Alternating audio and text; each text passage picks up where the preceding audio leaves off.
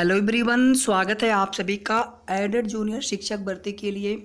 यहाँ पर हमने 50 अति महत्वपूर्ण प्रश्न लिए हैं और ये प्रश्न आपके पेपर 1 का जो पूरा सिलेबस है, यानी राष्ट्रीय और अंतर्राष्ट्रीय समसामयिक घटनाएं, इतिहास, भारत का भूगोल, राज्य व्यवस्था, अर्थव्यवस्था, पर्यावरण, सभी से हमने यहाँ पे इंक्लूड किया। साथ ही साथ जनरल साइंस और रीजनिंग के भी प्रश्नों को यहाँ पर शामिल किया गया है। और ये ऐसे प्रश्न हैं कि जो अभी हाल ही की परीक्षाओं में लगातार पूछे जा रहे हैं, इन्हीं से संबंधित प्रश्न। तो जीके जीएस का जो पार्ट होता है ये बहुत ब्रॉड है, तो आपको कितना पढ़ना चाहिए, आपके पास जो सीमित समय है, तो उम्मीद करूँगा कि ये श्रृंखला आप सभी के लिए बहुत ही फ़ायदेमंद साबित हो। और इसी तरह से आपको मैं और भी कई जो है सीरीज प्रोवाइड कराऊंगा, तो उन्हें आप ज़रूर देख लीजिएगा। इसके अलावा अगर आपको और भी वीडियोज़ देखना हो जीके जीएस करंट अफेयर्स की, तो आप लोग प्लेलिस्ट में चले जाएं। साथ ही साथ आप लोग जो इसमें ऐसे कैंडिडेट्स जो मैथ्स और साइंस वाले हों, तो आपके लिए मैंने अलग से जो है प्रैक्टिस सेट बना रखा है, मॉडल पेपर बना रखा है। मैथ्स के लिए अलग है, साइंस के लिए अलग है। सभी वीडियोज आपको जूनियर एडेड नामक प्लेलिस्ट में आपको मिल जाएंगे, तो उन्हें भी आप जाकर के ज़रूर देख लें। तो चलिए वीडियो को स्टार्ट करते हैं। कोई भी आप क्वेश्चन स्किप मत करिएगा। हर क्वेश्चन में जो क्वेश्चन रहेगा प्लस उसमें चारों ऑप्शन से रिलेटेड जो महत्वपूर्ण उसकी व्याख्या रहेगी, वो भी यहाँ पर आपको बताई जाएंगी। कोशिश ये होगी कि इन 50 प्रश्नों के माध्यम से अधिक प्रश्न आपके कवर हो सकें। तो चलिए स्टार्ट करते हैं। सबसे पहला क्वेश्चन देखिए यहाँ पर, भारत में शासन करने वाले दिए गए शासकों का काल क्रमानुसार सही क्रम क्या होगा। ये आपका भारतीय इतिहास से संबंधित प्रश्न है। अगर आप सभी को याद होगा तो शेर शाह सूरी 1540 से 1545 तक, अकबर जो है 1556 से 1605 ईस्वी तक, इल्तुतमिश आप सभी को पता होगा कि सबसे पहले गुलाम वंश, जब दिल्ली सल्तनत शुरुआत हुई थी तो सबसे पहला वंश गुलाम वंश था। गुलाम वंश के बाद फिर जो है क्रम से आपके और अन्य वंश आते गए, तुगलक वंश, खिलजी वंश, सैयद वंश, लोधी वंश। तो सबसे पहले गुलाम वंश, और गुलाम वंश में पहला शासक था कुतुबुद्दीन ऐबक, जिसने लाहौर को राजधानी बनाई थी। और इल्तुतमिश ऐसा था जो कि बगदाद के खलीफा से सुल्तान का जो पद है उसको वहाँ पे धारित करते हुए, और इल्तुतमिश के बारे में ही कहा जाता है कि इसने दिल्ली को अपनी राजधानी बनाई। इसके अलावा इल्तुतमिश को गुलामों का गुलाम भी कहा जाता है। ये सारे फैक्ट है, इन्हें भी आप जानते रहिए। तो सबसे पहले यहाँ पर हो जाएगा इल्तुतमिश, उसके बाद अलाउद्दीन खिलजी, उसके बाद अकबर, उसके बाद शेर शाह सूरी। तो अगर यहाँ पे हम ऑप्शन देखें, अच्छा यहाँ पर एक गलत हो गया ना। सबसे पहले यहाँ पर इल्तुतमिश हो गया, उसके बाद खिलजी, अलाउद्दीन खिलजी हो जाएगा, फिर शेर शाह सूरी 1540 से 1545, फिर 1556 से 1605 अकबर। तो सबसे अंत में अकबर आएगा। तो यहाँ पर हमारा ऑप्शन हो जाएगा 4, 3, 1, 2। यहाँ पर देख लीजिए ऑप्शन कौन सा करेक्ट है, सेकेंड वाला, 4, 3, 1, 2। ये तो हो गया हमारा फर्स्ट क्वेश्चन। सेकंड क्वेश्चन देखते हैं। इसके बाद, निम्न में से कौन से संत शिवाजी के समकालीन थे। शिवाजी देखिए 1674 तक संभवतः ये थे, औरंगजेब के समकालीन थे ये। तो इनके समय के कौन से संत इनके समकालीन हैं। देखिए नाम मतलब ये लगभग 12वीं 13वीं शताब्दी के आसपास के थे। ये आपके लगभग जो है 17वीं शताब्दी के आसपास। औरंगजेब हो गए, शिवाजी हो गए, तुकाराम हो गए। तो यहाँ पर संत शिवाजी के समकालीन आपसे पूछा गया है, तो यहाँ पर हमारा करेक्ट आंसर हो जाएगा तुकाराम। अच्छा, शिवाजी के गुरु का नाम क्या था। गुरु समर्थ रामदास। उनके एक राजनीतिक गुरु भी थे कोंडदेव, एक उनके आध्यात्मिक गुरु थे। और जो गुरु रामदास थे उन्हीं की एक रचना भी है, उसमें भी दास लगा हुआ है रचना का, मुझे रचना का नाम ध्यान नहीं आ रहा है। तो ये सारे फैक्ट आप जानते रहिए। इसके अलावा अष्ट प्रधान इनके दरबारी थे, जिसमें अमात्य, पेशवा और इसके अलावा जो सेनापति होते थे सबके अलग अलग नाम है उसमें। और अष्ट दिग्गज जो है वो राजा कृष्णदेव राय से संबंधित हैं, और अष्ट प्रधान शिवाजी से संबंधित हैं। तो यहाँ पर सेकंड क्वेश्चन का हो जाएगा ऑप्शन नंबर ए बिल्कुल राइट आंसर। इसके बाद चलते हैं तीसरे प्रश्न पर। थोड़ा सा प्रश्नों की व्याख्या आप जरूर देख लीजिए, इससे क्या होगा कि आपका उसमें कई सारे क्वेश्चंस आपके कवर हो जाएंगे। बंगाल के प्रथम गवर्नर जनरल कौन थे। तो 1757 में प्लासी की युद्ध के बाद लॉर्ड क्लाइव बंगाल का प्रथम गवर्नर जनरल बना। ये जो थे 1760 तक गवर्नर जनरल पूछा है यहाँ पे, 1 मिनट। यहाँ पे सिर्फ गवर्नर, अगर आप एक्सप्लेनेशन देखते रहिए, सिर्फ अगर गवर्नर पूछा गया होता तो यहाँ पे लॉर्ड क्लाइव आपका सही था। ये जो है पुनः 1765 से, जब 1764 में बक्सर का युद्ध हुआ था तो 1765 से लेकर के 1770 तक फिर से बनाए गए थे गवर्नर बंगाल के। और इनके बारे में ही कहा जाता है कि इनके ऊपर महाभियोग चलाया गया था। इनकी जो संपत्ति थी कुछ ज़्यादा बढ़ गई थी 1772 में, और 1774 ईस्वी में, 1773 में इन्हें सफाई देनी पड़ी थी ब्रिटिश संसद में, और 1772 की बात है, और 1774 में इन्होंने आत्महत्या कर ली थी। ये सभी प्रश्न पूछे गए हैं किन्हीं किन्हीं परीक्षाओं में, इसलिए सभी फैक्ट आप देखते चलिए। उसके बाद देखिए क्या हुआ, 1773 में रेगुलेटिंग एक्ट आया। रेगुलेटिंग एक्ट के द्वारा क्या किया गया कि जो ईस्ट इंडिया कंपनी, पहले सर्वे सर्वा ईस्ट इंडिया कंपनी था, तो उसके बाद क्या किया गया कि गवर्नर का जो पद था उसको गवर्नर जनरल बना दिया गया, और जो मद्रास प्रेसिडेंसी, बम्बई प्रेसिडेंसी को भी बंगाल प्रेसिडेंसी के अंतर्गत लाया गया। तो 1773 में पहले जो गवर्नर जनरल बने थे बंगाल के, उनका नाम था लॉर्ड वारेन हेस्टिंग्स। अब इनके बारे में भी एक फैक्ट आप जान लीजिए। लॉर्ड वारेन हेस्टिंग्स जब 1784 में पिट्स इंडिया एक्ट आया था तो इन्होंने इसका विरोध किया। वारेन हेस्टिंग्स महोदय ने, इन्होंने कहा कि ये न लाया जाए। जबकि पिट्स इंडिया एक्ट किस लिए लाया गया था? कार्नवालिस को प्रसन्न करने के लिए। कार्नवालिस कुछ और अधिक शक्ति चाह रहे थे गवर्नर जनरल बनाए जाने से पहले।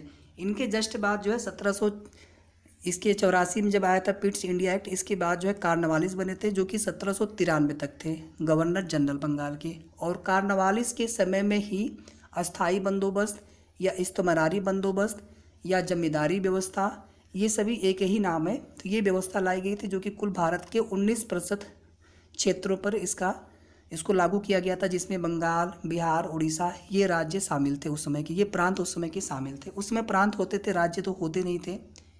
तो इस प्रश्न के लिए तो करेक्ट आंसर आपका होगा यहाँ पे बी। थोड़ा सा आप इन लोगों के बारे में भी जान लीजिए। लॉर्ड रिपन को भारतीय आधुनिक भारत में स्वशासन का जनक माना जाता है। लॉर्ड लिटन के समय की बात कर लें तो वर्नाकुलर प्रेस एक्ट ये लेकर के आए थे, जबकि इन्होंने वर्नाकुलर प्रेस एक्ट को समाप्त कर दिया था। तो रिपन जो है भारत के लिए इनका शासनकाल अच्छा माना जा सकता है। और एक चीज़ आप और जानते रहिए कि 1872 में सबसे पहली जो है जनगणना कराई गई थी। हालांकि ये नियमित जनगणना नहीं थी, मेयो के शासनकाल में। और मेयो के बारे में कहा जाता है कि ये ऐसे भारतीय प्रशासक थे या गवर्नर जनरल थे जिनकी हत्या कर दी गई थी अंडमान निकोबार द्वीप समूह में एक कैदी के द्वारा। और 1881 ईस्वी में नियमित जनगणना पहली भारत की करवाई गई थी लॉर्ड रिपन के द्वारा। 2011 की जो जनगणना हुई थी वो 15वीं जनगणना थी। अभी जो 2021 में होगी ये 16वीं होगी। स्वतंत्र भारत की वो 7वीं जनगणना थी 2011 वाली। और अभी की जो जनगणना होगी, देखिए जनसांख्यिकी आपके सिलेबस में है, तो इसलिए जनसांख्यिकी तो आपको बहुत अच्छे से पढ़ लेना है। तो ये 8वीं होगी स्वतंत्र भारत की। तो आप ध्यान दीजिएगा आपसे कौन सा पूछा है, ठीक है। अगर स्वतंत्र भारत की पूछेगा तो ये 8वीं होगी 2021 वाला, 7वीं हो चुकी है 2011 की, और कुल मिलाकर के पूछेगा तो 15वीं 2011 की जनगणना थी। और जिसमें था कि हमारी जनगणना हमारा भविष्य, उसका आदर्श वाक्य था। 2021 का अभी होना है, अभी चल रहा है, प्रक्रिया गतिमान है इसकी। तो यहाँ पर इतने सारे फैक्ट आपके हो गए। अब चलते हैं अगले प्रश्न पर। चरक संहिता संबंधित है तो सुश्रुत सभी लोग नाम जानते होंगे, कनिष्क सभी लोग नाम जानते होंगे, कुषाण वंश जिसके कुजुल कडफिसेस संस्थापक थे कुषाण वंश के। अच्छा, अगर आपसे पूछा जाए जहाँ से हर्यक वंश की शुरुआत हुई थी, 16 महाजनपद हो गए, उसके बाद फिर ये हर्यक वंश, ये सारे वंश आते गए एक एक करके, आप सभी को पता होगा। महाजनपद काल के पश्चात हर्यक वंश में बिंबिसार संस्थापक थे, उसके बाद फिर शिशुनाग वंश, उसके बाद फिर नंद वंश, मौर्य वंश के बाद फिर शुंग वंश, उसके बाद फिर कड़व वंश, आंध्र सातवाहन वंश, फिर कनिष्क वंश, उसके बाद फिर गुप्त वंश थी। इस तरह से गुप्त वंश के बाद पुष्यभूति वंश हर्षवर्धन वाले, जिसके प्रभाकर वर्धन संस्थापक थे। तो ये थोड़ा सा क्रम आप लोग जरूर जानते रहिए, कभी कभी ना क्वेश्चन इसी तरह से पूछ लिया जाता है। जब कनिष्क का राज्याभिषेक हुआ था तो 78 ईस्वी में, 78 AD में शक संवत की शुरुआत हुई थी और इसी को जो है हमारे राष्ट्रीय कैलेंडर के रूप में अपनाया गया है। तो इतनी सारी बातें हो गई। इसके अलावा कनिष्क के दरबार से नागार्जुन, वसुमित्र आदि लोग भी संबंधित थे। और शुद्ध सोने के सिक्के, ये भी आपको जानते रहना है। शीशे के सिक्के कौन चलाए थे? तो स्ट्रेटो सेकंड ने चलवाया था। चांदी के सिक्के सबसे पहली बार गुप्त शासकों ने चलवाए थे और सर्वाधिक सोने के सिक्के भी गुप्त शासकों ने चलवाए थे। अभी देखिए गुप्तकालीन के एक और स्थल जो है उत्तर प्रदेश में प्राप्त हुआ है। जैसे पहले तो था देवगढ़ का दशावतार मंदिर गुप्तकालीन मंदिरों में, दूसरा था आपका कानपुर देहात का भीतरी मंदिर, एक और जो है प्राप्त हुआ है, उसके बारे में आपको हम डिटेल्ड नेक्स्ट वीडियो में जानकारी प्रोवाइड करा देंगे। तो कुल 3 स्थल प्राप्त हो चुके हैं। तो उत्तर प्रदेश का आपको कोई क्वेश्चन नहीं छोड़ना है, करंट अफेयर्स का कोई क्वेश्चन नहीं छोड़ना है। तो चरक संहिता जो है चिकित्सा से संबंधित है। अब चलते हैं अगले प्रश्न पर। साथियों थोड़ा सा समय यहाँ पे अवश्य लगेगा, लेकिन ये श्रृंखला, ये सीरीज आपके लिए बहुत ही ज़्यादा महत्वपूर्ण रहने वाली है। तो प्लीज़ आप सभी से निवेदन है कि आप लोग वीडियो को पूरा ज़रूर देखिएगा। वीडियो को आप लोग शेयर भी कर दीजिएगा अगर आपकी इच्छा करे तो। आप सभी से निवेदन है, मैंने काफ़ी मेहनत की है तो आप लोग शेयर कर देंगे तो मुझे अच्छा लगेगा। साथ ही साथ दोस्तों सभी लोग वीडियो को लाइक कर दीजिएगा और आप हमारे चैनल को भी सब्सक्राइब कर सकते हैं। यहाँ पर देखिए कुछ जोड़ा दिया गया है, पूछ रहा है कि इसमें से कौन सा जोड़ा सही नहीं है। तो अभी हमने बताया आपको शक संवत की शुरुआत, कनिष्क का राज्याभिषेक और हमारा राष्ट्रीय कैलेंडर। कलिंग युद्ध ये 261 ईसा पूर्व की बात है। अशोक के 13वें शिलालेख में इसका वर्णन मिलता है। इसके बाद देखिए मुस्लिम युग की शुरुआत, ये भी सही है, 622 ईस्वीर AD है, ईस्वीर है 622। अब ये अलग बात है कि भारत में सबसे पहले आक्रमण किसने किया था? ईरानियों ने किया था सबसे पहला आक्रमण, लगभग जो है 5वीं शताब्दी ईसा पूर्व की बात है। और 3री शताब्दी ईसा पूर्व, 4थी शताब्दी ईसा पूर्व में, यानी 330वीं शताब्दी मान लीजिए अब, ईसा पूर्व में हम पीछे जाते हैं, उसमें मतलब घटता है ईयर और AD में ईयर हमारा बढ़ता है। तो 323 ईसा पूर्व में सिकंदर का आक्रमण हुआ था। उसके बाद फिर आप इधर आ जाएंगे, AD में आ जाएंगे तो 712 ईस्वी, कहीं कहीं पर 711 ईस्वी, जिसमें जो है मोहम्मद बिन कासिम का पहला अरबी आक्रमण था। लेकिन अगर आपसे मुस्लिम युग की शुरुआत पूछा जाए तो ये बिल्कुल करेक्ट है, 622 ईस्वी। ठीक है, तो ये भी करेक्ट है आपका, ये भी करेक्ट है, ये भी करेक्ट है। औरंगजेब की जो मृत्यु हुई थी वो 1707 ईस्वी में हुई थी, न कि 1709 ईस्वी में। तो ये वाला आपका ऑप्शन यहाँ पे गलत है। औरंगजेब के बारे में ही कहा जाता था जिंदा पीर, और सबसे ज़्यादा हिंदू मनसबदार इसी के शासनकाल में थे। और ये भी कहा जाता है, एक प्रश्न और पूछा गया है TGT परीक्षा में कि औरंगजेब ने अपने जीवन के 25 वर्ष दक्कन में क्यों बिताए?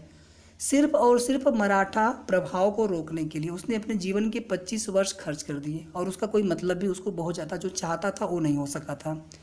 तो इतनी सारी चीज़ें औरंगजेब के बारे में आप जानते रहिए। तो यहाँ पर हमारा करेक्ट आंसर हो जाएगा ऑप्शन नंबर D। अब चलते हैं अगले प्रश्न पर। इनमें से किसे, ये आपका आ गया अब राष्ट्रीय आंदोलन से संबंधित है, इनमें से किसे भारत के ग्रैंड ओल्ड मैन के नाम से जाना जाता है, या फिर इसी को वयोवृद्ध पुरुष भी आपसे पूछा जा सकता है एग्जाम में। ठीक है, प्रश्न कैसे भी पूछे आपको कॉन्सेप्ट बिल्कुल क्लियर होना चाहिए। तो grand old man of India या वयोवृद्ध पुरुष, बम्बई प्रेसिडेंसी में, या कह सकते हैं जो बम्बई एसोसिएशन की स्थापना, सबसे पहली राजनीतिक संस्था थी बम्बई प्रेसिडेंसी के अंतर्गत, बम्बई एसोसिएशन, जानते रहिए इसको भी आप, बम्बई एसोसिएशन। इसकी स्थापना 1852 ईस्वी में। इसके अलावा कांग्रेस के 3 अधिवेशनों की अध्यक्षता भी इन्होंने की थी। इसके अलावा आप इसको मैं यहाँ पर लिखते जा रहा हूँ, 3 अधिवेशनों की अध्यक्षता भी की थी। इसके अलावा इनकी एक पुस्तक है poverty and un British ruled in India, एक तो इनकी पुस्तक हो गई। ठीक है, मैं पुस्तक का पूरा नाम यहाँ पे नहीं लिख पा रहा हूँ, आप थोड़ा सा जानते रहिए बस। इसके अलावा इन्होंने ड्रेन्ड थियरी भी इन्होंने दी है। इसी ड्रेन्ड थियरी को हिंदी में कहा जाता है धन के निष्कासन का सिद्धांत, धन के निष्कासन का सिद्धांत। तो इतने सारे फैक्ट, एक ऑप्शन आपका करेक्ट है इसमें, इतने सारे फैक्ट जो संबंधित हैं आपके, ये संबंधित है दादा भाई नौरोजी से, दादा भाई नौरोजी से। अच्छा, इनकी 2 रचना भी है, वो आप लोग हमें कमेंट करके बताइएगा। कुछ प्रश्न आपके लिए, थोड़ा सा आप लोग भी करें एक्सरसाइज। ठीक है, तो यहाँ पर हमारा करेक्ट आंसर ये हो गया। चलते हैं अगले प्रश्न पर। बहुत अच्छा प्रश्न है, बहुत बार पूछा गया है इनसे संबंधित प्रश्न। सन 1915-16 में किसके नेतृत्व में 2 होम रूल लीग की शुरुआत हुई थी? एक ही वर्ष है 1916, लेकिन 1915 से शुरुआत मानी जा सकती है। वैसे मेन आपका 1916 ही है, इसको माना जाता है। इसमें अप्रैल में और दूसरा आपका सितंबर में। ये आपका बम्बई प्रेसिडेंसी और उत्तर भारत, ये आपका मद्रास प्रेसिडेंसी शेष भारत में। तो ये संबंधित है एनी बेसेंट से और ये संबंधित है लोकमान्य तिलक से। यानी एक ही होम रूल आंदोलन 2 अलग अलग व्यक्तियों के द्वारा चलाया जा रहा था। तो यहाँ पर तो हमारा करेक्ट आंसर हो गया ए। एक चीज़ आप और जानती रहिए, लोकमान्य तिलक ने 1916 के लखनऊ कांग्रेस अधिवेशन में, जहां पर नरम दल गरम दल में समझौता हुआ, मुस्लिम लीग के साथ भी समझौता हुआ, मुस्लिम लीग की पृथक निर्वाचन की मांग स्वीकार कर ली गई थी, जिसको कि बहुत खतरनाक बताया गया था जिन्ना के द्वारा। और जिन्ना को इसी अधिवेशन में सरोजनी नायडू ने भारतीय मुस्लिम एकता का दूत भी कहा था। तो 1916 के लखनऊ अधिवेशन में, कांग्रेस के लखनऊ अधिवेशन में लोकमान्य तिलक ने कहा था कि स्वराज्य मेरा जन्मसिद्ध अधिकार है और मैं इसे लेकर रहूँगा। तो इतने सारे फैक्ट आप जानते रहिए। कांग्रेस का विभाजन जब हुआ था तो वह अधिवेशन 1907 ईस्वी में सूरत अधिवेशन था। अच्छा, सबसे पहले राष्ट्रगान कब गाया गया था और सबसे पहले वंदे मातरम गीत कब गाया गया था? कांग्रेस के किस अधिवेशन में गाया गया था? तो 1896 में वंदे मातरम और 1911 में सबसे पहली बार राष्ट्रगान को गाया गया था। वंदे मातरम गीत जो है, जो स्वदेशी आंदोलन हुआ था, बंग भंग आंदोलन, 7 अगस्त 1905 को शुरुआत हुई थी। बंग भंग या फिर स्वदेशी आंदोलन उसी को बोला जाता है, बंगाल विभाजन के विरोध में। तो उसमें क्या हुआ था कि वंदे मातरम जो है राष्ट्रगीत बन गया था। ये प्रश्न भी पूछा गया है। तो इतने सारे फैक्ट यहाँ पर हो गए। अब चलते हैं अगले प्रश्न पर। यहाँ पर हमारा ऑप्शन ए बिल्कुल राइट आंसर है इस प्रश्न के लिए। साथियों, वीडियो को पूरा देखिएगा आप लोग, कोई भी क्वेश्चन आप स्किप मत करिएगा, क्योंकि हर क्वेश्चन में जितने भी संबंधित महत्वपूर्ण प्रश्न बन सकते हैं मैं उन सभी को यहाँ पे कराने का प्रयास कर रहा हूँ, ताकि आप परीक्षा में क्वालिफाई ही नहीं हो 90-97, बल्कि आपका चयन भी सुनिश्चित हो। इसके लिए आप एक अच्छा स्कोर लाने का टारगेट रखें। पेपर 1 सभी के लिए अनिवार्य, बहुत ज़्यादा महत्वपूर्ण सेक्शन है। यहाँ से जितने आप प्रश्न आप सही कर सकते हैं, मेरा तो टारगेट है कि 45 या उससे ज़्यादा। आप कम से कम 40 प्लस का टारगेट रखें। 40 से नीचे का मतलब है कि फिर आपको बाकी में बहुत ज़्यादा मेहनत करनी पड़ेगी। तो पेपर 1 में जितना हो सके आप लोग मेहनत करिए, सभी सेक्शन हमारे लिए महत्वपूर्ण है। ब्रह्म समाज की स्थापना 1828 ईस्वी में राजा राम मोहन राय के द्वारा की गई थी, 1828 में। अच्छा, मुझे एक बात बताइए आप सभी लोग कि राजा राम मोहन राय की समाधि कहाँ है? इंग्लैंड में ब्रिस्टल नामक स्थान पे। अच्छा, इनकी समाधि वहाँ कैसे बन गई? तो इनको हुआ क्या था कि अकबर द्वितीय ने, किसने? अकबर द्वितीय, ये फर्स्ट नहीं द्वितीय की बात की जा रही है। इसने अपनी पेंशन बढ़वाने के लिए राजा राम मोहन राय को 1830 या 31, मुझे थोड़ा सा सन याद नहीं आ रहा है, लेकिन इसी 31, 32, 33 यही 3 वर्ष हैं। 33 में संभवतः इनकी मृत्यु हुई थी। तो इन्हीं दौरान जो है अकबर द्वितीय ने राजा राम मोहन राय को लंदन भेजा था अपनी पेंशन बढ़वाने के लिए, और इसी अकबर द्वितीय ने राजा राम मोहन राय को राजा की उपाधि दी थी। तो इतना फैक्ट आप लोग जानते रहिए। यानी जब ब्रह्म समाज की इन्होंने स्थापना किया था तो उस समय तक ये राजा इनके ऊपर नहीं लगा था, सिर्फ राम मोहन राय। ठीक है, तो आप थोड़ा सा प्रश्नों को ध्यान से देखते चलिए, ये प्रश्न सभी पूछे गए हैं। रामकृष्ण मिशन की स्थापना स्वामी विवेकानंद जी के द्वारा की गई थी। आर्य समाज की स्थापना दयानंद सरस्वती जी के द्वारा की गई थी। सत्य शोधक समाज की स्थापना 1873 ईस्वी में ज्योतिबा राव फुले। तो सन का बहुत ज़्यादा नहीं, लेकिन आपको ये पता अवश्य होना चाहिए कि किसने स्थापना की थी। कभी कभी सन भी पूछ देता है, तो ये दोनों ही फैक्ट आपको पता होना चाहिए। तो इतने सारे फैक्ट हो गए आपके इस प्रश्न से संबंधित। तो यहाँ पर हमारा देखिए ए का थर्ड, बी का सेकेंड, बी का फर्स्ट, ए का थर्ड, बी का फर्स्ट, कौन सा ऑप्शन करेक्ट है? ए का थर्ड, बी का फर्स्ट और सी का सेकेंड, सी का सेकेंड और डी का हमारा 5 है। तो यहाँ पर हमारा ये सी वाला ऑप्शन करेक्ट हो जाएगा इस प्रश्न के लिए। अब चलते हैं अगले प्रश्न पर। करो या मरो का नारा किसने दिया था? बहुत इंपॉर्टेंट प्रश्न है। यहाँ पर मैं आपको कुछ ऐसे फैक्ट भी बताने वाला हूँ, शायद आपको न पता हो पहले से। सबसे पहले तो आप ये जानते रहिए, वर्धा सम्मेलन कांग्रेस का आयोजित किया गया और इसी वर्धा सम्मेलन में भारत छोड़ो आंदोलन प्रस्ताव को पारित किया गया और बम्बई के ग्वालिया टैंक मैदान से, बम्बई के ग्वालिया टैंक मैदान से 8 अगस्त 1942 को भारत छोड़ो आंदोलन की शुरुआत कर दी गई थी। इसी आंदोलन में गांधी जी ने करो या मरो, डू और डाई का नारा दिया था। और आप सभी को पता होगा अगले ही दिन 0 आवर के तहत सभी प्रमुख नेताओं को गिरफ्तार कर लिया गया था। किसी को आगा खा, जेपी नारायण को पटना जेल में, तो कहीं कोई, इसी तरह से सबको जो है अलग अलग जेलों में रखा गया। अच्छा, आप मुझे बताइए कि भारत छोड़ो आंदोलन का जो प्रस्ताव था वो किसने लिखा था, वो प्रारूप किसने तैयार किया था? अगर कोई पूछे कि भारत छोड़ो आंदोलन के प्रमुख नेता कौन थे, सूत्रधार कौन थे, तो आप तुरंत बोलेंगे इनको गलत। मौलाना अबुल कलाम आज़ाद, मौलाना अबुल कलाम आज़ाद, आप याद रखिएगा इनका नाम। इन्होंने प्रस्ताव लिखा था, भारत छोड़ो आंदोलन का प्रस्ताव तैयार किया था अबुल कलाम आज़ाद। ठीक है, इनकी रचना है अल हिलाल और अल बिलाल। मौलाना अबुल कलाम आज़ाद की रचना है, इसको भी आप जानते रहिए। India wins freedom, India wins freedom, ये इनकी रचना है, इसको भी आप जानते रहिए। अच्छा, अल हिलाल और अल बिलाल में कुछ डाउट लग रहा है आप सभी को? थोड़ा सा मित्रों उसको कंफर्म कर दीजिएगा आप लोग, अल हिलाल और अल बिलाल किसकी रचना है? ठीक है, बाकी मैं इसको नेक्स्ट वीडियो में कंफर्म कर दूंगा एक बार। जो चीज़ें थोड़ा भी डाउटफुल लगे उसे तुरंत छोड़िए, उसे बिल्कुल भी आपको नहीं देखना है, तुरंत छोड़िए। कि यहाँ तक क्लियर आपका। मौलाना अबुल कलाम आज़ाद के बारे में एक फैक्ट आप और जान लीजिए, सबसे कम आयु के कांग्रेस के अध्यक्ष बनने वाले हैं ये, सबसे अधिक समय तक कांग्रेस के अध्यक्ष रहे हैं ये। इनके बारे में इतने सारे फैक्ट हो गए। अच्छा, आईएनसी के सबसे पहली महिला अध्यक्ष कौन बनी थी? 1917 में एनी बेसेंट। और पहली भारतीय महिला अध्यक्ष कौन बनी थी राष्ट्रीय कांग्रेस अधिवेशन की?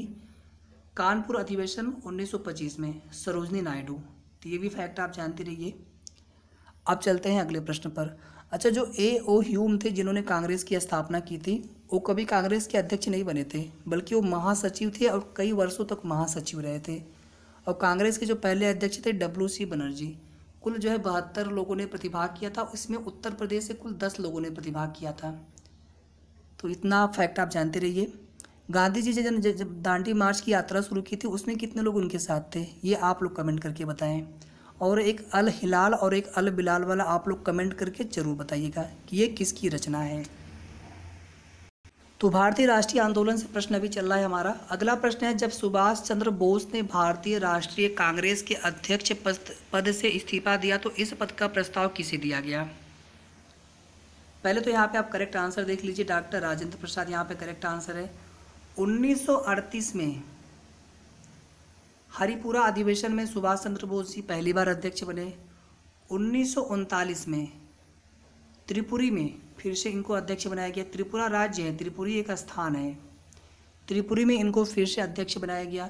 गांधी जी से इनका मतभेद हुआ, इसके बाद इन्होंने इस्तीफा दे दिया और इन्होंने जो फिर फॉरवर्ड ब्लॉक की स्थापना की, फॉरवर्ड ब्लॉक की स्थापना की। एक आप सभी को पता होगा कि रास बिहारी बोस और कैप्टन मोहन सिंह, जो आज़ाद हिंद फौज INA पहले उसको नाम बोला गया था, तो उसकी स्थापना की थी। और 1943 में जो उसकी कमान थी सुभाष चंद्र बोस को सौंपा गया था। डॉक्टर राजेंद्र प्रसाद के बारे में एक बात और जानते रहिए कि इनको जो है देश रत्न की उपाधि दी गई थी। देश नायक, देश रत्न, देश बंधु, लोकनायक, देश बंधु CF एंड्रूज, लोकनायक बाल गंगाधर तिलक। ये सभी फैक्ट भी आप जानते रहिए। तो इतने सारे फैक्ट हो गए यहाँ पर। तो यहाँ पर हमारा करेक्ट आंसर C हो गया था इस प्रश्न के लिए। अब चलते हैं अगले प्रश्न पर। सलाल पनबिजली परियोजना किस नदी पर स्थित है? एक यहीं पर आप और देख लीजिए, बहुत बार परीक्षाओं में पूछा जा चुका है, अलग अलग परीक्षाओं में। दुलहस्ती, एक दुलहस्ती परियोजना है, एक आपका सलाल पनबिजली परियोजना है। ये दोनों आपकी एक ही नदी पर हैं। अब आप लोग आंसर करिए। किस नदी पर है? चिनाब नदी पर, चिनाब नदी पर। अच्छा, चिनाब नदी जो है ये सबसे बड़ी सहायक नदी है सिंधु नदी की, सबसे बड़ी सहायक नदी है सिंधु नदी की। सबसे पहले ऊपर से सिंधु बहती है, फिर नीचे चिनाब, फिर रावी, ब्यास, सतलज।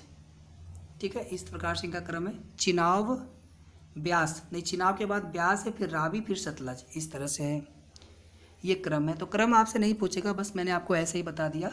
सबसे बड़ी सहायक नदी जो है सिंधु नदी की, ये है चिनाब नदी। और इसी चिनाब नदी पर जो है ये 2 बिजली परियोजनाएं, पहला सलाल, दूसरा दुलहस्ती, दोनों ही आप जानते रहिए।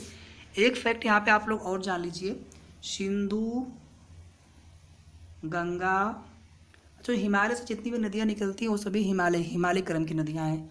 ब्रह्मपुत्र, इसके अलावा एक नदी और है आपका सतलज। इन चारों नदियों को भारत की एक ऐसे 4 नदियाँ हैं ये जिन्हें पूर्ववर्ती नदियाँ कहा जाता है। पूर्ववर्ती, पूर्ववर्ती का मतलब पूर्व की दिशा में बहने वाली नहीं। पूर्ववर्ती का मतलब होता है कि हिमालय के निर्माण से पहले ये जिस मार्ग से बहा करते थे, हिमालय का निर्माण होता गया और आज भी ये उसी मार्ग से बह रहे हैं। वहाँ पे इन्होंने गाज का निर्माण कर दिया, गड्ढों का निर्माण कर दिया, ठीक है, लेकिन उनका मार्ग परिवर्तित नहीं हुआ। पूर्ववर्ती नदियाँ, ये 4 नदियों का नाम आप जरूर जानते रहिए। गंगा भारत की सबसे बड़ी नदी है, और इसके अलावा दक्षिण भारत की सबसे बड़ी नदी गोदावरी, मध्य भारत की सबसे लंबी नदी नर्मदा, गोदावरी को दक्षिण भारत की गंगा भी कहा जाता है। बहुत सारे फैक्ट हैं, तो कुछ महत्वपूर्ण फैक्ट आप देखते चलिए। अब चलते हैं अगले प्रश्न पर। यहाँ पर हमारा करेक्ट आंसर सी है। वसंत विषुव होता है, वसंत विषुव होता है। वसंत विषुव या इसी को हम बोलते हैं ग्रीष्म विषुव। ये दोनों ही फैक्ट, दोनों ही नाम आप जानते रहिए। वसंत विषुव एक होता है आपका शरद विषुव। ये भूगोल से प्रश्न आपका यहाँ से स्टार्ट हो चुका है। वसंत विषुव या फिर ग्रीष्म विषुव, और दूसरा है आपका शरद विषुव। तो वसंत विषुव या ग्रीष्म विषुव आपका होता है 21 मार्च को। यहाँ पर तो करेक्ट आंसर हमारा हो गया 21 मार्च। शरद विषुव हमारा होता है 23 सितंबर को। इन दोनों के बारे में खास बात आप और जान लीजिए। वसंत विषुव या ग्रीष्म विषुव या 21 मार्च को सूर्य पृथ्वी के सबसे, या पृथ्वी सूर्य के सबसे नज़दीक होता है। हमें पृथ्वी कहना चाहिए था क्योंकि पृथ्वी चक्कर लगाता है सूर्य का, तो पृथ्वी सूर्य के सबसे नज़दीक होता है। भारतीय खगोलविद गणितज्ञ आर्यभट्ट जी ने सबसे पहले बताया था कि पृथ्वी सूर्य की परिक्रमा करती है। ऐसे तो लोग जो है केपलर महोदय को याद कर लेंगे, कोपरनिकस महोदय को याद कर लेंगे, लेकिन जो भारतीय गणितज्ञ खगोलविद हैं उन्हें भी याद करना चाहिए हमें। प्रश्न अब उनसे भी बनने लगे हैं, बनते हैं प्रश्न, एग्जाम में पूछे जा रहे हैं। 23 सितंबर या शरद विषुव को पृथ्वी की सूर्य से जो दूरी होती है सबसे अधिक होती है। इतना फैक्ट आप लोग जानते रहिए। 21 जून को सबसे बड़ा दिन होता है उत्तरी गोलार्ध में, जिस गोलार्ध में हम लोग हैं। हमारा जो भारत देश है वो पूर्णतः उत्तरी गोलार्ध में है, मतलब ये 0 डिग्री अक्षांश, हम लोग पूर्णतः उत्तरी गोलार्ध में है। ये आपका 0 डिग्री विषुवत देशांतर रेखा, माफी चाहूँगा, 0 डिग्री देशांतर रेखा जो कि इंग्लैंड की ग्रीनविच से गुजरती है 0 डिग्री। तो ये पूर्वी गोलार्ध, ये आपका पश्चिमी गोलार्ध। तो भारत यहाँ पर है, यानी पूर्णतः उत्तरी गोलार्ध में है और पूर्वी गोलार्ध में है। अच्छा, भारत की भौगोलिक स्थिति आप लोग बता सकते हैं फटाफट। 6 डिग्री 4 मिनट से 8 डिग्री, माफी चाहूँगा, 37 डिग्री 6 मिनट। ऐसे तो 8 डिग्री 4 मिनट से जोड़ा जाता है भारत की मुख्य भूमि से, लेकिन अंडमान निकोबार से अगर आप जोड़ेंगे तो 6 डिग्री 4 मिनट से लेकर के 37 डिग्री 6 मिनट तक। इसमें डिग्री आपको याद होना चाहिए, बाकी मिनट वाला थोड़ा बहुत आगे पीछे चल जाता है। इसी तरह से जो देशांतरी, ये तो मैंने आपको अक्षांशीय विस्तार बताया ऊपर से नीचे की तरफ, और इधर पश्चिम से पूरब की तरफ देखेंगे अगर देशांतरी विस्तार देखेंगे अगर, तो 68 डिग्री कितना मिनट है, लगभग 7 मिनट है लगभग शायद, से लेकर के 97 डिग्री 25 या 26 मिनट तक है। ठीक है, सबसे दक्षिणतम बिंदु इंदिरा पॉइंट, या उसी को पिगमेलियन पॉइंट, या उसी को पारसन पॉइंट, हालांकि वो डूब गया था जब सुनामी आई थी, लेकिन अभी उसी को माना जाता है। सबसे उत्तरतम बिंदु भारत का इंदिरा कौल, सबसे पूर्वी बिंदु अरुणाचल प्रदेश में किविथू, सबसे दक्षिणतम बिंदु भारत का गौहर मोती गुजरात में स्थित है। इतने सारे फैक्ट हो गए ये। पूरा क्षेत्रफल कितना है भारत का? 32,87,263 किलोमीटर। और उत्तर प्रदेश का कितना है 2,40,928 वर्ग किलोमीटर, उसमें भी आप वर्ग किलोमीटर जोड़ लीजिएगा भारत के क्षेत्रफल में। तो इतने सारे फैक्टर के दोस्तों आप चलते हैं अगले प्रश्न पर। वीडियो को दोस्तों लंबा होने दीजिए, लेकिन इस वीडियो के अंतर्गत मेरी कोशिश है कि आपका पेपर 1 काफ़ी हद तक आपका यहाँ पर रिवाइज हो जाए, काफ़ी हद तक आपका यहाँ पर तैयार हो जाए, और इसी तरह के कुछ मैं और वीडियोज़ आप सभी के लिए प्रोवाइड करा दूंगा, सो दैट पेपर 1 में कम से कम आपका 40+ ही मार्क्स बने। अभी हम यहाँ पर कुछ रीजनिंग के भी प्रश्न लेंगे, कुछ जनरल साइंस के भी प्रश्न लेंगे, तो आप बिल्कुल भी परेशान मत होइएगा, वीडियो को बस आप पूरा देखते रहिए। वीडियो को आप लोग शेयर भी जरूर कर दीजिएगा। खेतड़ी परियोजना किसके उत्पादन के लिए प्रसिद्ध है? यहीं पर पहले मैं कुछ और आपसे प्रश्न पूछ रहा हूँ, उसके बाद आगे चलूँगा। जादूगोड़ा ये कहाँ पर है? झारखंड में। ये जो है यूरेनियम के लिए प्रसिद्ध है। कुद्रेमुख कहाँ पर है? कर्नाटक में, लौह के लिए प्रसिद्ध है। उत्तर प्रदेश में अगर पूछा जाए कि यूरेनियम कहाँ पर मिलता है, ललितपुर में। इसके अलावा खनिज संसाधन की दृष्टि से समृद्ध जिला उत्तर प्रदेश का मिर्ज़ापुर, सबसे समृद्ध जिला मिर्ज़ापुर है। इसके अलावा कुछ और भी चीज़ें, कुछ और भी फैक्ट है जो कि हम उत्तर प्रदेश की विशेष, मैंने एक वीडियो बना रखा है अलग से, अगर आप प्लेलिस्ट में जाएंगे वहाँ पे आपको मिल जाएगा। वहाँ पे उत्तर प्रदेश का हमने पूरा एक स्पेशल करके बनाया, उसमें बहुत सारे क्वेश्चन हमने इंक्लूड कर रखे हैं जो कि आपकी परीक्षा के लिए इम्पोर्टेंट है। तो खेतड़ी परियोजना ये जो है तांबा से संबंधित है, राजस्थान राज्य में। यहीं पर एक जावर खान, ये आपका जो है चांदी से संबंधित है, इसे आप ज़रूर जानते रहिएगा। इनका जो संबंध है सैंधव सभ्यता से भी है, इन्हें आप जरूर जानते रहिएगा। अच्छा, सैंधव सभ्यता में उत्तर प्रदेश में बेलन की घाटी कहाँ पाई जाती है? आप लोग बता सकते हैं। इलाहाबाद में, प्रयागराज में। और सबसे पुराना जो है चावल या धान के साक्ष्य कहाँ से मिले हैं? प्रतापगढ़ में, कोलीडीहवा नामक स्थान से। ये भी हाल ही में खोजा गया था, इसको भी आप अच्छे से जानते रहिए। हड़प्पा स्थल या फिर सैंधवकालीन सभ्यता का सबसे जो पूर्वी छोर है आलमगीरपुर, ये भी उत्तर प्रदेश में है, मेरठ वाला क्षेत्र हो गया। लोथल से चावल के दाने मिले हैं गुजरात में। रंगपुर ये भी गुजरात में, वहाँ से चावल की भूसी मिली है। कालीबंगा यानी काली चूड़ी, उसका अर्थ हो गया, राजस्थान में है। इसके अलावा बहुत सारे और भी स्थल है, जैसे रोपड़ पंजाब में है, जहाँ से मानव को कुत्ते के साथ दफनाया गया, उसके साक्ष्य मिले हैं। भारत का एकमात्र बंदरगाह सैंधवकालीन सभ्यता कौन सा है? लोथल है, जहाँ से हाथी कंगी के दांत और भी इसी तरह के कुछ फैक्ट मिले। तो हम लोग भारतीय इतिहास अच्छे से देख लेंगे, विश्व इतिहास में देखना नहीं है, विश्व का भूगोल में देखना नहीं है। जो चीज़ सिलेबस में नहीं है उसे आप मत टच करिए, जो सिलेबस में है। और कुछ नया मैं पढ़ने के लिए बार बार तो नहीं कहूँगा, लेकिन इतना अवश्य है कि जो आपने कभी पढ़ा है उसको आप ज़रूर दोहराते रहिए, जितनी बार आप उसको अच्छे से पढ़ लीजिए, ताकि वहाँ से कोई प्रश्न गलत ना हो। और एटलीस्ट हमें कोशिश ये करनी है साथियों कि ओवरऑल कम से कम 120 के आसपास तक आप स्कोर करें। जिनके एकेडमिक ख़राब है उनको तो इतना अंक लाना ही पड़ेगा, और जिनके अच्छे हैं तो भी आप कम से कम 110 115 के ऊपर का ही टारगेट बना के चलें, कम से कम बता रहा हूँ मैं। बाकी ज़्यादा जितना भी आप नंबर ला सकिए आपकी क्षमता के ऊपर निर्भर करेगा। तो आप चलते हैं अगले प्रश्न पर। यहाँ पर हमारा करेक्ट आंसर सी हो गया। पर्यावरण भी है, पर्यावरण में जैव विविधता भी है हम लोगों के टॉपिक में, तो ये सभी आपको पढ़ने हैं। जलवायु परिवर्तन है एक,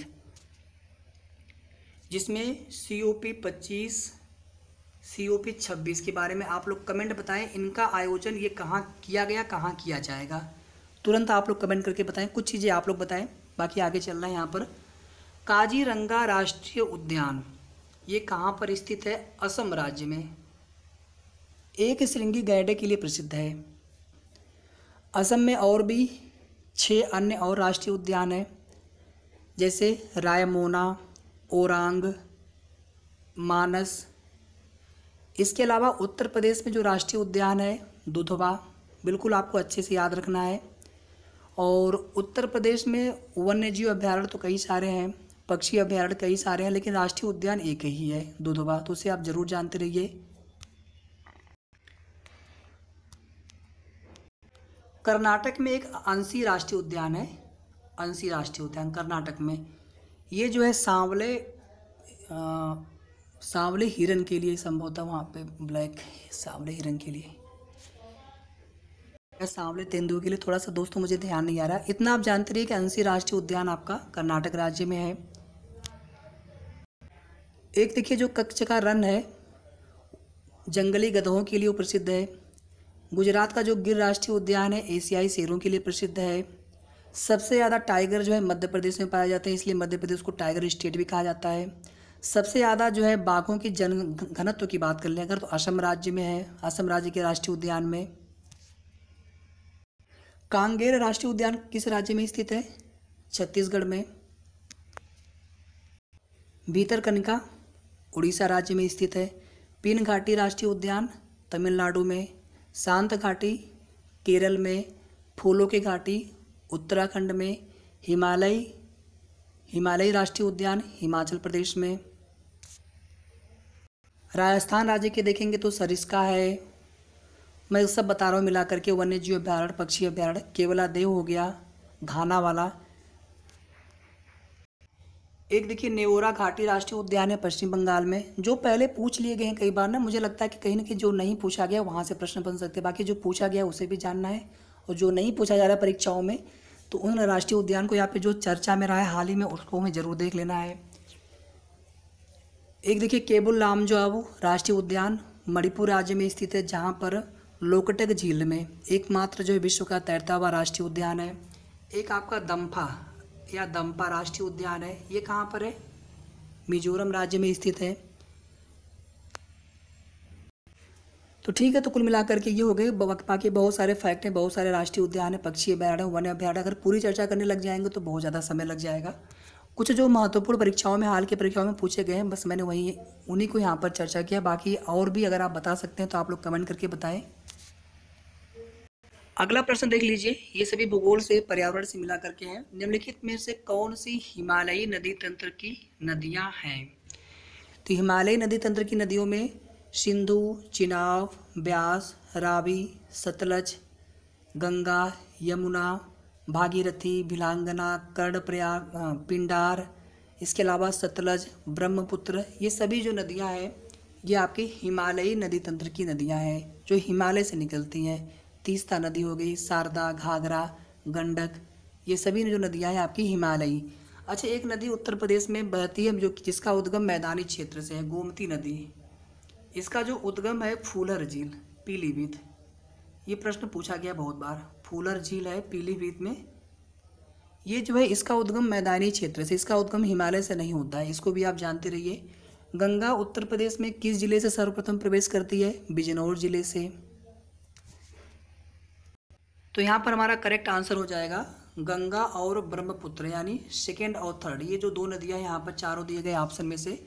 गोदावरी देखिए नासिक, त्र्यंबकेश से यहाँ से उसका उद्गम होता है, और महाराष्ट्र के ही महाबलेश्वर से कृष्णा नदी का उद्गम होता है, और ब्रह्मगिरी पहाड़ियाँ कर्नाटक में, वहाँ से कावेरी का उद्गम होता है। पेरियार नदी केरल की नदी है। वैगई नदी तमिलनाडु की नदी है, जो कि सबसे दक्षिणतम अगर आप देखेंगे तो। इसी तरह से एक तूतीकोरिन बंदरगाह है जो कि सबसे दक्षिणतम बंदरगाह है। तो ये सारे फैक्ट आप जानते रहिए। सबसे गहरा बंदरगाह पूछा जाएगा तो पारादीप। चेन्नई आपका कृत्रिम बंदरगाह है। ज्वारी बंदरगाह आपका कांडला है। विशाखापत्तनम आपका ये बंगाल की खाड़ी वाले जितने बंदरगाह है और अरब सागर वाले जितने बंदरगाह है, थोड़ा सा ये फैक्ट भी आप जानते रहिए। कुल 9 राज्य भारत के जो है ये समुद्री तट से लगे हुए हैं इनकी सीमा, और कुल 4 केंद्र शासित प्रदेशों की। वे चार केंद्र शासित प्रदेश कौन कौन से बिल्कुल आप अच्छे से जानते होंगे? पांडिचेरी, अंडमान निकोबार, लक्षद्वीप और दमन दीव। हालांकि दमन दीव का जो है दादर नगर हवेली के साथ अब तो विलय कर दिया गया है। तो कुल 8 केंद्र शासित प्रदेश हैं वर्तमान में, और कुल 28 राज्य हैं भारत में। तो 15वें प्रश्न के लिए यहाँ पर हमारा बी हो गया करेक्ट आंसर। अब चलते हैं अगले प्रश्न पर। यह प्रश्न आपका इकोनॉमी से है। बैंक दर का अर्थ है, एक बैंक दर होता है, एक आपका रेपो दर होता है, और एक आपका रिवर्स रेपो रेट होता है, RRR। इसके अलावा CRR की भी चर्चा कर लेंगे थोड़ा सा, और SLR की भी चर्चा कर लेंगे थोड़ा सा। CRR जो होता है नकद कोष अनुपात, कैश रिजर्व रेशियो। SLR जो कि बैंकों को अपने पूरे पूंजी का एक निश्चित धन जो कि RBI तय करता है उसे अपने पास रखना होता है। CRR जो होता है बैंकों के अपने समस्त पूंजी का एक फिक्स प्रतिशत यानी 4% वर्तमान में है, तो ये आपका RBI के पास रखना होता है। एक तो खुद के पास रखना होता है, एक RBI के पास रखना होता है। तो CRR ये RBI के पास रखना होता है बैंकों को, और SLR में खुद के पास रखना होता है। बैंक दर में वाणिज्यिक बैंकों को लोन दिया जाता है रिजर्व बैंक ऑफ इंडिया के द्वारा, जो कि भारत का केंद्रीय बैंक है, जिसे बैंकों का बैंक भी कहा जाता है, जिसकी स्थापना 1935 के अधिनियम के तहत की गई थी और 1 अप्रैल 1949 में इसका राष्ट्रीयकरण किया गया था। 1955 में इंपीरियल बैंक का राष्ट्रीयकरण किया गया था, जिसका नाम स्टेट बैंक ऑफ इंडिया किया गया था।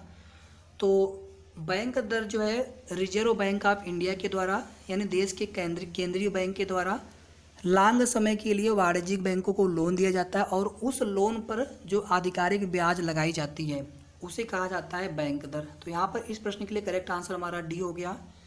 रेपो दर में क्या होता है कि जहाँ पर थोड़े समय के लिए जो लोन दिया जाता है बैंकों को, वहाँ पर जो बैंक ब्याज लेता है। रिवर्स रेपो दर में क्या होता है कि बैंक चाहे तो वाणिज्यिक बैंक चाहे तो रिजर्व बैंक के पास अपनी पूंजी जमा कर सकते हैं। CRR के अलावा जो अतिरिक्त पूंजी जमा करेंगे तो रिजर्व बैंक ब्याज देता भी है वाणिज्यिक बैंकों को।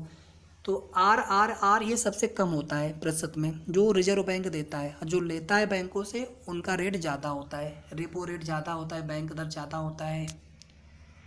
तो इतने सारे फैक्ट हो गए दोस्तों, और आई होप आप सभी को ये सारी चीज़ें समझ में आ गई होंगी। इकोनॉमी से इन सभी से प्रश्न बन जाता है। इसके अलावा पंचवर्षीय योजनाओं से प्रश्न बन जाता है।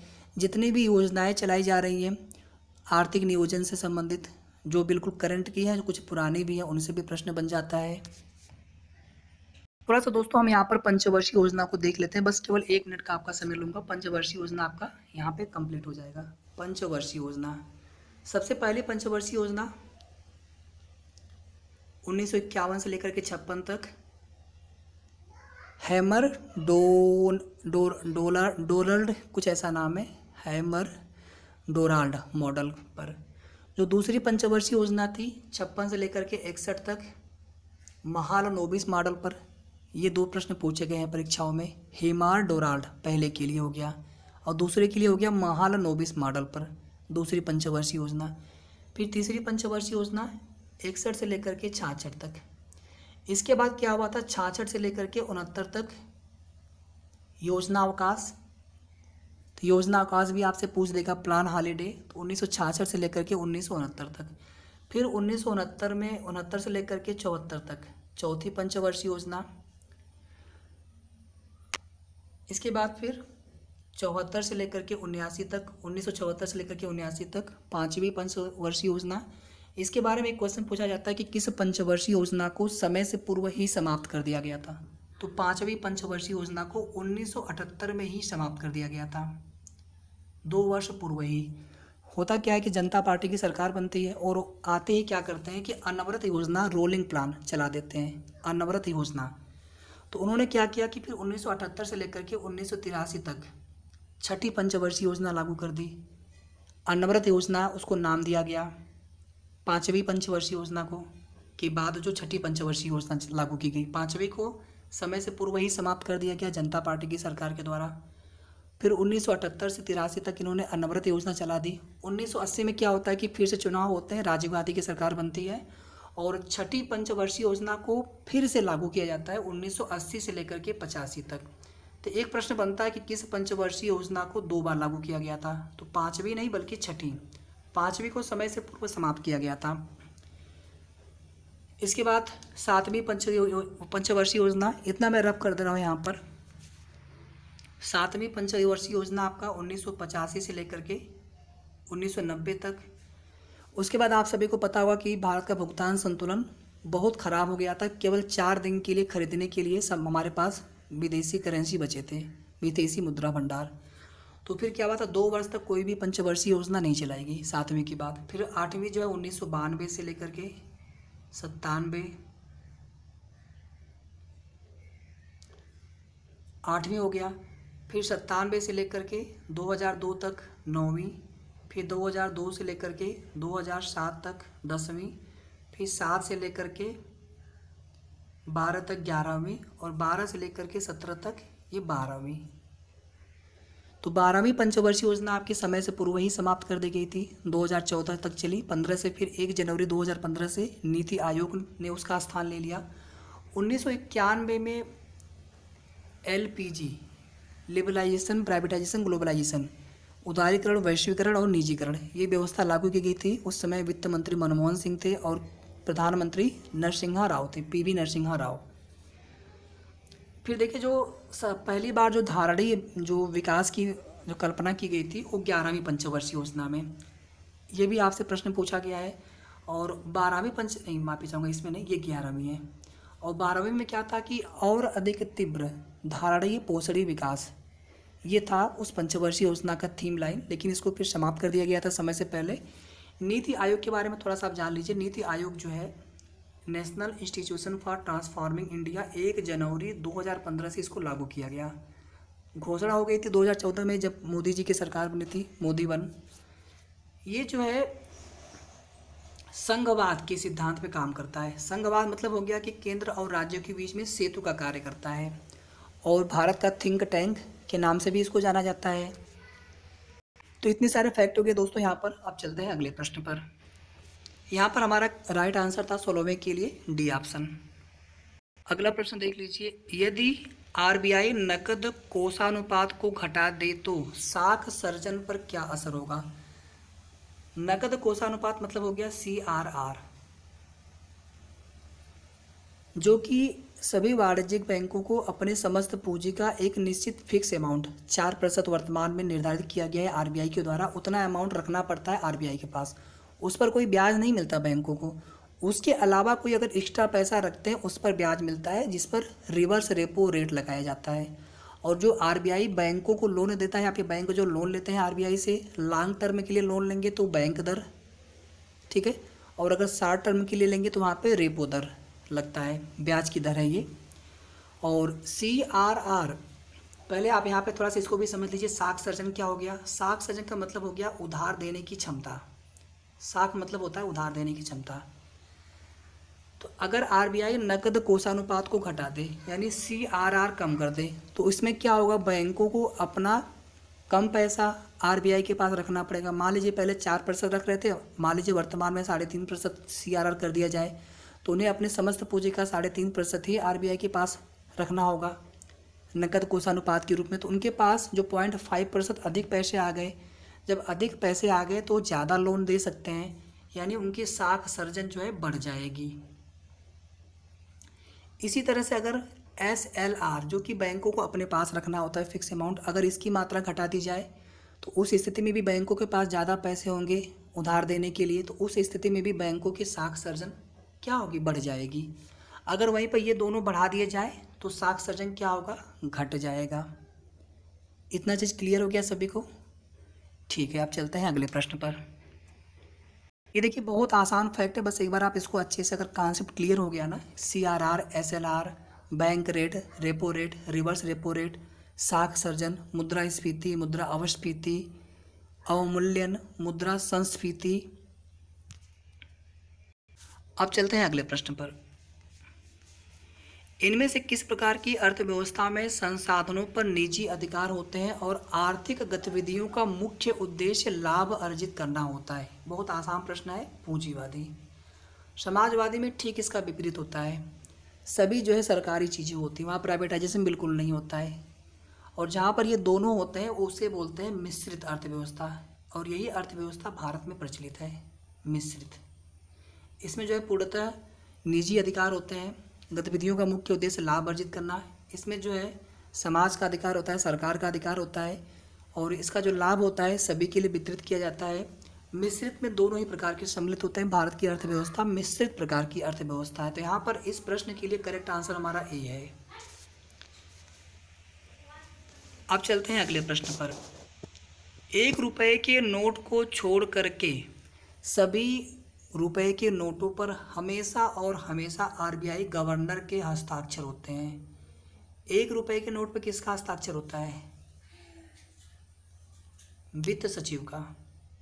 वित्त मंत्री नहीं, वित्त सचिव का। ठीक है, ये 2 फैक्ट आपको जानते रहना है। और देखिए जो सरकार जो 1 रुपए के नोट छापती है ना, वो क्या करती है अपने घाटा को पूरा करने के लिए। फिलहाल में अभी इस जो प्रक्रिया को रोका गया है, क्योंकि इससे जो है बहुत ज़्यादा चीज़ें हो रही थी, मुद्रास्फीति, महंगाई बढ़ रही थी। तो वितरण जितना होता है मुद्रा का, वो सारे कार्य तो आरबीआई करता है, या फिर जो मुद्रास्फीति है, अपस्फीति है, इन सबको नियंत्रित करने का कार्य है। यानी जो मौद्रिक नीति होती है भारत की, अब राजकोषीय नीति तो वित्त मंत्रालय बनाता है, वित्त मंत्री बनाते हैं राजकोषीय नीति, लेकिन जो मौद्रिक नीति होती है वो रिजर्व बैंक ऑफ इंडिया बनाता है।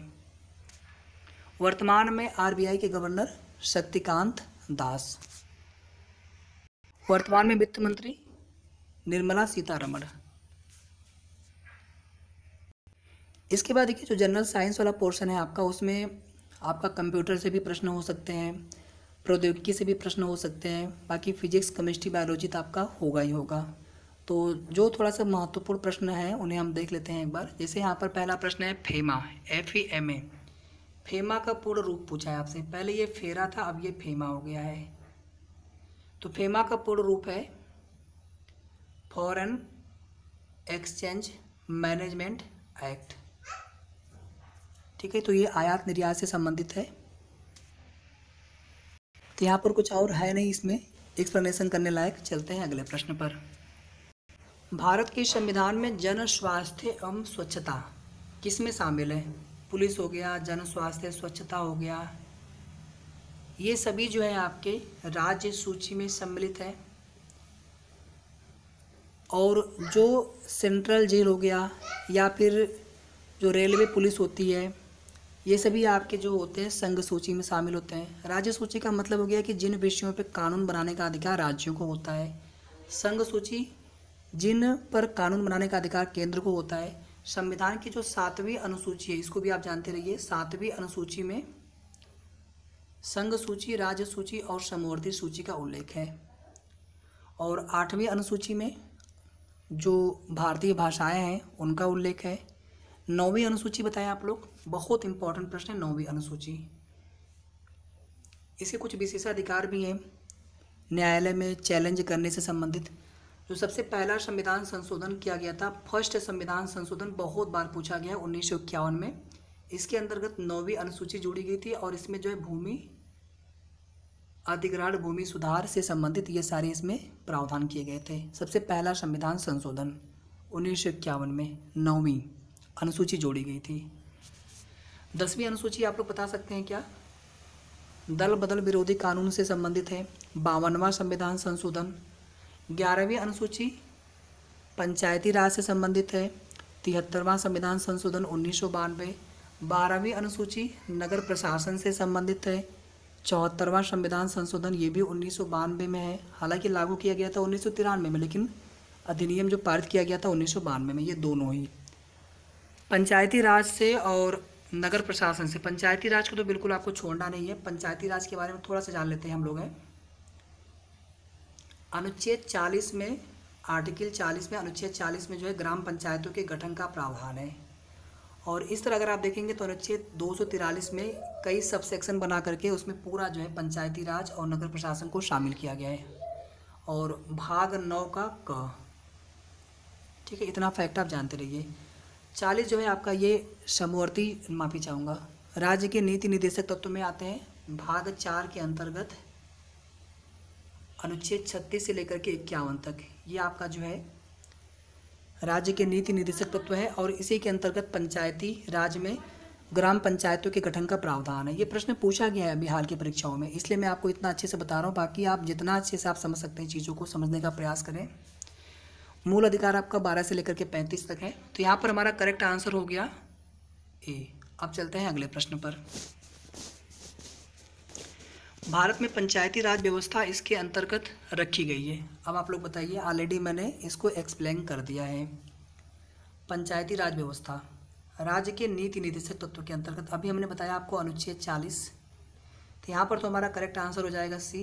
मौलिक कर्तव्य 1942 में जब समाजवाद, पंथ निरपेक्ष और अखंडता शब्द जोड़ा गया था, जिसको हम लघु संविधान भी कहते हैं, उसी 42वां संविधान संशोधन में ही मौलिक कर्तव्य भी जोड़ा गया था 51 के 1 में।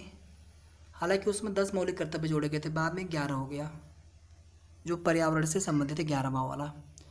मूल अधिकार जो है ये पहले 7 थे, अभी वर्तमान में 6 हैं। मूल संपत्ति का जो मूल अधिकार था उसको हटा दिया गया था 44वें संविधान संशोधन के द्वारा। अब वो मात्र विधिक अधिकार है।